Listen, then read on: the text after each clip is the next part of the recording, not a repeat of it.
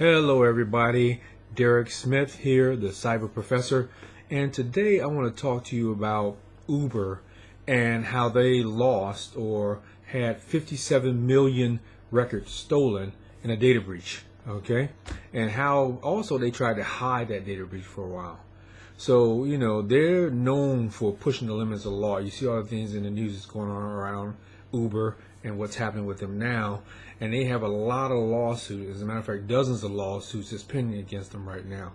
But, they kind of went too far with this one.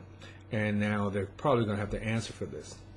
Anyway, Bloomberg first reported that there were some hackers out there who stole the personal data of about 57 million customers and drivers from Uber. And of course, that's a massive data breach. But here's the problem. They concealed this thing for about a year. And that's where the problem came in. But finally, this week, they fired their chief security officer. Again, I hate to say it, but the chief information security officers, chief security officers, they end up being the scapegoat oftentimes in these type of things. But anyway, they fired the chief security officer and one of his deputies for their roles in keeping the hack under wraps.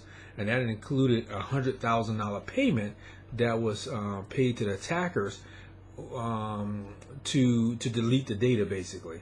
They said that this was they called it a bug bounty reward. Anyway, so here's how the press basically described the hack taking place. So what happened was that they had two hackers who accessed a private GitHub coding site used by Uber software engineers.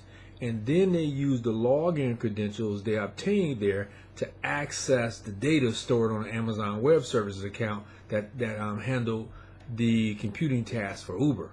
Now, from there, those hackers discovered an archive of the rider and the driver information. And later, they went back and they emailed Uber asking for money. And this is according to the company, of course. So if you were to read between the lines, that could very well be a simple credential type of spear phishing scheme, done with some crafty social engineering that they did, or perhaps even the careless developers leaving some internal login passwords lying around online somewhere.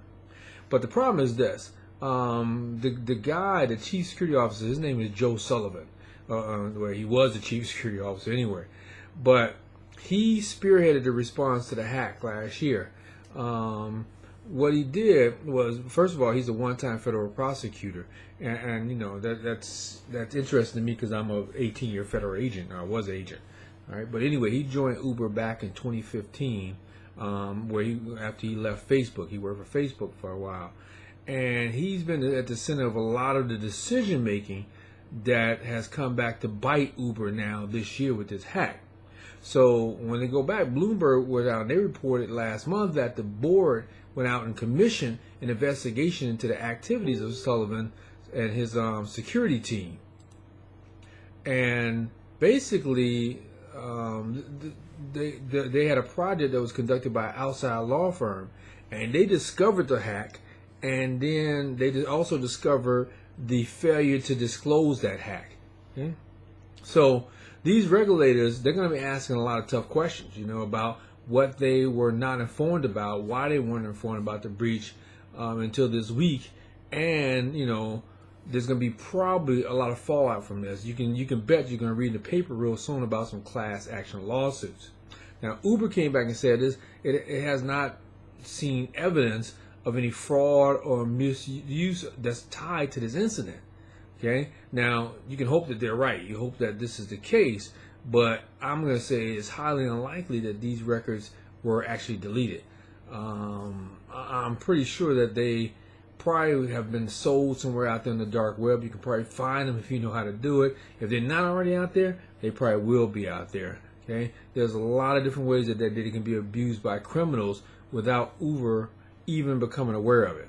Okay, so as far as other organizations and you folks who's listening to me out there, if you have your own company, you want to remember this: mistakes are bad, okay, but cover-ups are even worse. That's what will kill your company.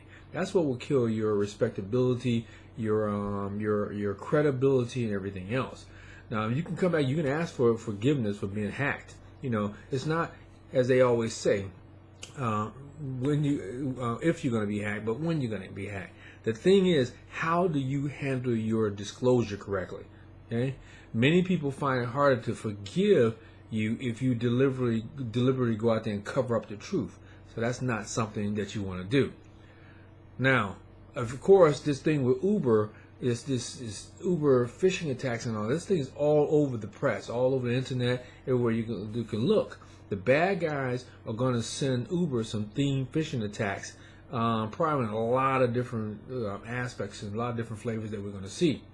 And first, there's going to be emails with warnings on it, like your Uber account has been compromised, probably going to drivers and customers, you know, and sending people to compromised websites where they're going to ask for their credentials, and then their real credentials are probably going to be stolen. Okay, now you can imagine online criminals are going to have a field day out there with this. Okay, since it's all over the press and people are going to get worried about it, and they're going to start asking a lot of questions.